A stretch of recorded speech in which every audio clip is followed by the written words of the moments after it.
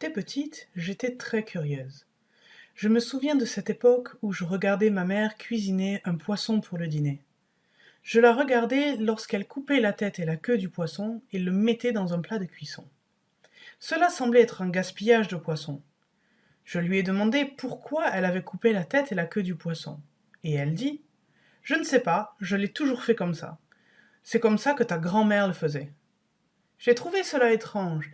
Alors je suis allée en face de la maison de ma grand-mère pour savoir comment elle coupait la tête et la queue du poisson avant de le faire cuire. Elle a réfléchi pendant un moment et elle a dit: Je ne sais pas, ma mère a toujours fait comme ça.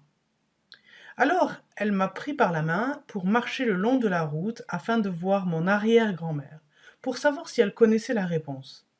Elle y a réfléchi un moment et a dit: Eh bien, c'est parce que mon moule était trop petit pour contenir tout le poisson.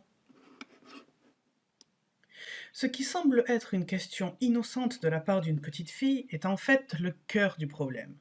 Si nous ne remettons pas en question certaines des choses un peu folles que nous faisons tous les jours, nous pouvons continuer à perdre notre temps et nos ressources sans même nous en rendre compte. Nous nous appuyons sur des techniques que nous avons fini par accepter comme normales au sein de l'entreprise, qu'elles soient utiles ou non. C'est pourquoi nous devons descendre à la Gemba, pour savoir ce qui se passe vraiment là où ça se passe. Alors, qu'est-ce que la Gemba? C'est une description japonaise de l'endroit où le travail est effectué. Et qui sont ceux qui devraient y descendre? Nous pouvons tous descendre à la Gemba, mais souvent ce sont des personnes venant de l'extérieur qui peuvent mettre en évidence les gâchis et poser les bonnes questions. Tout le monde peut faire ceci en faisant une promenade dans la Gemba. Et dans la plupart des promenades à la Gemba, nous cherchons des gâchis, ou ce que les Japonais appellent muda. Lorsque nous descendons à la Gemba, la première chose à faire est d'identifier les étapes qui ajoutent réellement de la valeur et celles qui n'en ajoutent pas. Une autre façon de voir les choses est de considérer les gaspillages comme de la matière noire. La moitié du poids de l'univers se trouve dans la matière que nous ne pouvons pas vraiment identifier. C'est pourquoi les scientifiques ont construit le collisionneur de particules en Suisse pour essayer de la trouver. Quand on regarde les grandes organisations, on voit qu'elles sont remplies de matière noire. Elles sont remplies de processus dans lesquels les gens s'engagent parce que c'est la façon dont ils ont toujours procédé. Elles sont remplies de processus que les gens poursuivent parce qu'ils aiment cette façon de faire. Elles sont remplies de processus qui sont menés par la peur de l'inconnu. La matière noire est probablement le plus grand problème des grandes entreprises, car elle est l'artefact d'un monde qui évoluait beaucoup plus lentement que celui dans lequel nous vivons actuellement. Alors, qu'est-ce que nous faisons encore qui a perdu son sens? Et comment mettre au défi cette matière noire? Pour descendre à la Gemba et trouver la matière noire, il faut se lever de sa chaise et faire une promenade. Rassembler un tas de données et faire des feuilles de calcul à votre bureau toute la journée n'est pas un bon moyen d'impliquer les gens dans l'amélioration des processus. Imaginons un instant qu'il y ait eu un crime et que vous soyez le détective. Comment allez-vous rassembler vos preuves? Serez-vous en mesure de le faire virtuellement à partir de votre ordinateur ou devriez-vous réellement vous rendre sur les lieux du crime? Vous devez vous rendre sur les lieux du travail pour comprendre réellement ce qui se passe et vous rendre à la Gemba. Pour que votre marche Gemba soit un succès, il y a 4 éléments que vous devez prendre en compte: calendrier, but, personne et action. Prévoyez une marche Gemba sur votre calendrier quotidien dans le cadre de votre travail journalier standard. Prévoyez au moins 1 heure.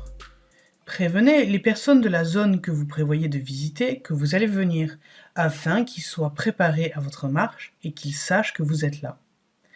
Assurez-vous qu'ils savent ce qu'est une marche Gemba, que vous voulez voir ce qui se passe réellement et que les gens se sentent en sécurité pour vous montrer la vérité sur les processus.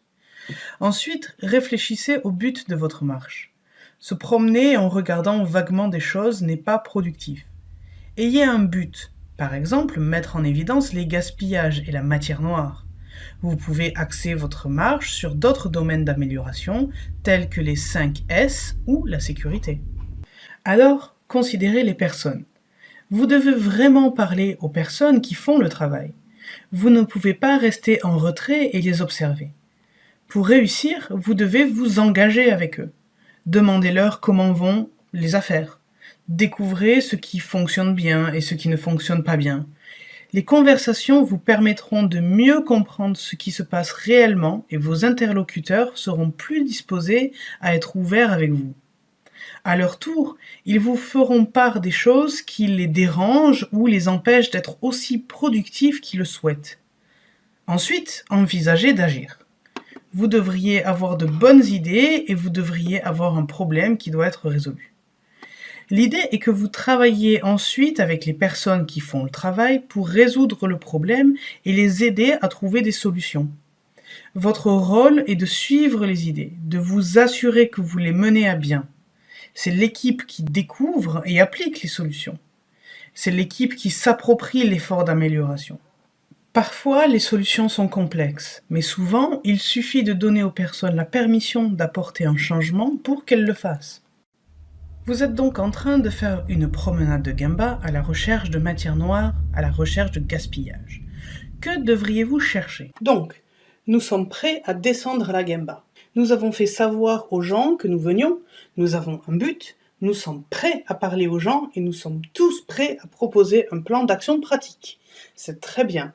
Mais quelles questions devrions-nous poser?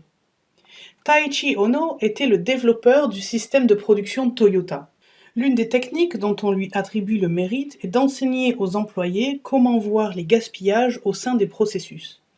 Il dessinait un cercle à la craie sur le sol et demandait à un employé de se tenir dans le cercle et d'observer un processus à plusieurs reprises pendant plusieurs heures dans le but de décerner les gaspillages. Après quelques heures, Ono revenait et demandait à l'employé ce qu'il avait vu. Si la réponse était insatisfaisante, l'employé devait rester debout plus longtemps et continuer à chercher les gaspillages. Les questions auxquelles l'observateur au sein du cercle devait répondre comprenaient: que font-ils? À quoi sert cet outil, cet équipement ou ce dispositif? Où vont-ils? Qu'est-ce qui les a poussés à faire cela? Qu'est-ce qui les a interrompus? Qu'attendent-ils? Combien en fabriquent-ils sur une certaine période de temps? Certains se sont demandé s'il y avait réellement un cercle impliqué dans la méthode Ono. Le cercle serait sans doute un mythe, mais la vraie leçon de son enseignement porte sur la pratique constante d'observation de la réalité. La dernière question de notre session aujourd'hui est la suivante. Quand vous rendrez-vous à la Gemba? Allez-y, descendez à la Gemba et bonne chance.